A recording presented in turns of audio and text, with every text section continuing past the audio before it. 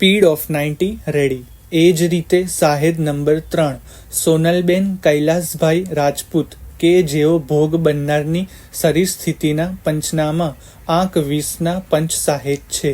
તેમના પુરાવા મુજબ પોલીસે મને આહવા પોલીસ સ્ટેશને બોલાવેલ. અમો આહવા પોલીસ સ્ટેશને ગયા ત્યારે ભોગ બનનારે અમને એવું જણાવેલ કે પ્રતિક ઉર્ફે જેકી ઋતંભરા સ્કૂલમાંથી લગ્ન કરવાની લાલચે ભગાવી ગયેલો.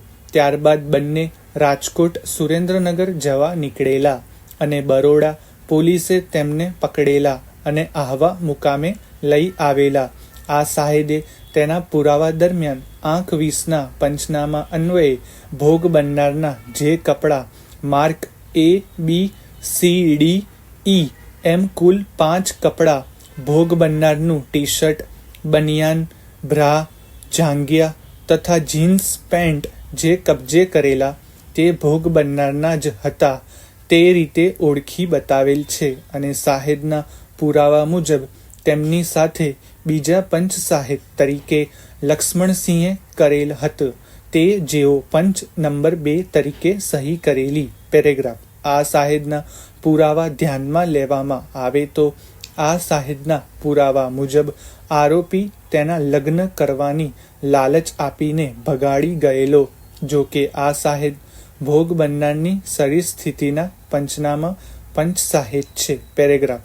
આરોપી વિદ્વાન વકીલ શ્રીની રજૂઆત મુજબ આંક 20થી જે પંચનામું કરવામાં આવેલું તે પંચનામામાં સમય તથા આ પંચનામામાં સંદર્ભમાં આ સાહેદનો પુરાવો ધ્યાનમાં લેતા સાહેદે આરોપી સામે ભોગ બનનારને લગ્ન કરવાના ઈરાદે લલચાવીને ભગાડી લઈ જવા સંદર્ભે જે પુરાવો આપેલ છે તે સ્વીકારી શકાય એમ નથી. પેરેગ્રાફ. આરોપીના વિદ્વાન વકીલશ્રીની ઉપરોક્ત રજૂઆતના સંદર્ભમાં આંક 20 વાળું ભોગ બનનારની શરીર સ્થિતિનું પંચનામું ધ્યાનમાં લેવામાં આવે તો આ પંચનામું તારીખ 27/12/2013ના રોજ કલાક 14:15 થી 16 કલાક દરમિયાન કરવામાં આવેલ છે અને આ સંદર્ભમાં પંચ સાહેદનો પુરાવો ધ્યાનમાં લેવામાં આવે તો આ સાહેદની ઉલટ તપાસ મુજબ મને પોલીસે 11:30 વાગ્યાના સુમારે પોલીસ સ્ટેશનમાં બોલાવેલ, જ્યાં હું 10 મિનિટમાં પહોંચી ગયેલ. હું પોલીસ સ્ટેશનમાં લગભગ 1 થી 1.5 કલાક રોકાયેલ. ત્યારબાદ હું 1 થી 1.5 વાગ્યા સુમારે ઘરે જતી રહેલી. ત્યારબાદ ફરીથી મારે પોલીસ સ્ટેશન જવાનું થયેલ નહીં. મારે પોલીસે સ્ટેશનમાં લખાયેલ કાગળ ઉપર લગભગ બપોરે 1 વાગ્યે સહી કરવાનું બનેલું. પેરેગ્રાફ. આમ પંચ સાહેબનો ઉપરોક્ત પુરાવો ધ્યાનમાં લેતા તેઓ 1 થી 1.5 વાગ્યાના સુમારે ઘરે જતા રહેલા અને પોલીસ સ્ટેશનમાં જે લખેલો કાગળ હતો તેના પર તેઓએ 1 વાગ્યે સહી કરેલી. ત્યારબાદ તેમની ફરી પોલીસ સ્ટેશન જવાનું થયેલ નથી.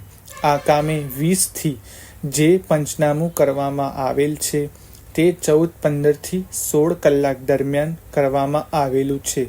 જે સમયગાળા દરમિયાન આ પંચ સાહેબ પોલીસ સ્ટેશનમાં હાજર હોય તેવી હકીકત તેમનો જે પુરાવો જોતા જણાઈ આવતી નથી.